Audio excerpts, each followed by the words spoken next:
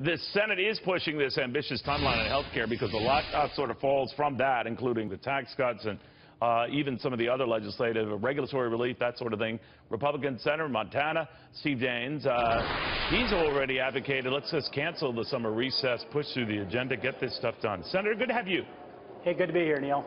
You know, separately, sir, we're hearing that Blue Dog Democrats, I guess largely conservative, moderate Democrats, will be meeting with top Trump aides.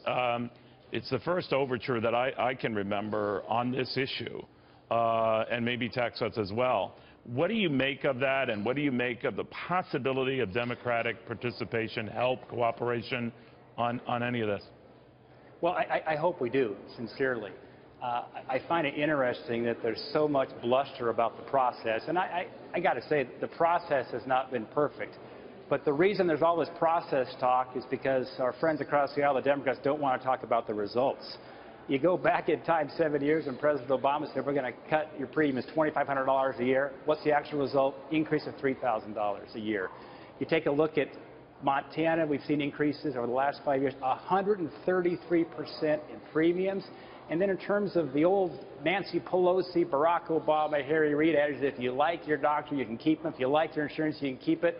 1/3 of the counties in this country right now are down to one insurer. That's no longer choice. That's a monopoly. In fact, we have several counties that have no health insurance companies even to choose from.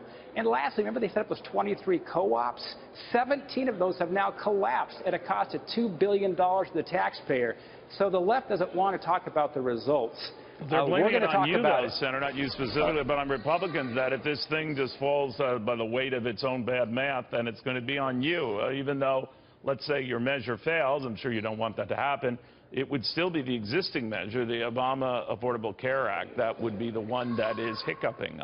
But they would blame you. On how do Republicans answer that?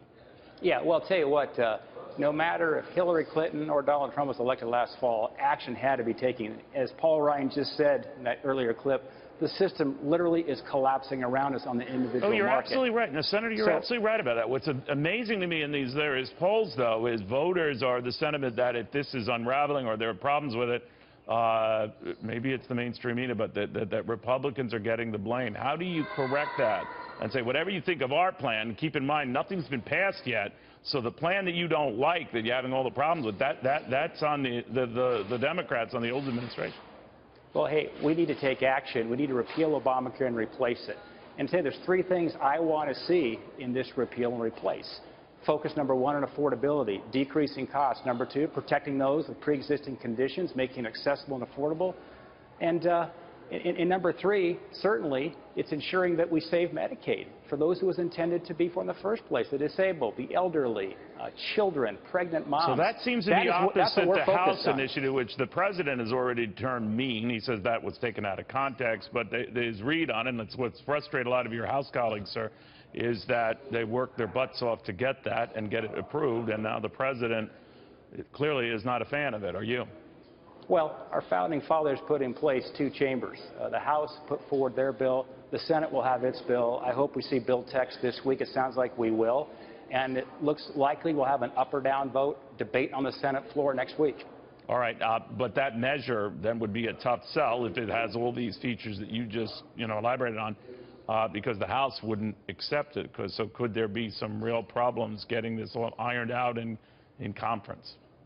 Well, it's an old saying I had. I worked in the private sector 28 years, Neil. You can't steer a bus that's parked. You got to get moving. And so hopefully the Senate will move legislation that moves in the right direction. And then we've got something to put in play here with the House to put it on the president's desk, something that repeals Obamacare and replaces it, putting the patient, putting the states back in the center of this equation instead of the federal government. So the September timeline that the Speaker outlined, you're still, that was for tax cuts, you're still optimistic that he'll get that? Well, what remains to be seen. I'm concerned we're about ready to look at the end of July and all of August, a 5-week recess. Neil, I can't imagine, spending 28 years in business. If your company had really poor results, then to take 5 weeks off when you don't even have a budget passed yet, I think that is outrageous. And so I'd you like don't want to to take that recess. What kind of reaction have you gotten from some of your colleagues? Well, I'll tell you what, some of the newer senators here, Senator Perdue, Senator Sullivan, those of us elected in 2014, many came from outside of government to government, believe we should be held accountable for results, not activity, results. We haven't passed budget. Last year it was 7 months in the fiscal year before a budget got passed. Can you imagine if you're in business and you waited 7 months into your fiscal year before you pass a budget? It's outrageous. So we've got tax reform to do. We've got budgets to pass. We should stay here until we get it done. And if we don't get it done, we worked all the way through the August recess and through Labor Day. That's the people's business. That's why we got sent back here. All right. Keep me posted, Senator. Very good seeing you. Thank you. Thanks, Neil.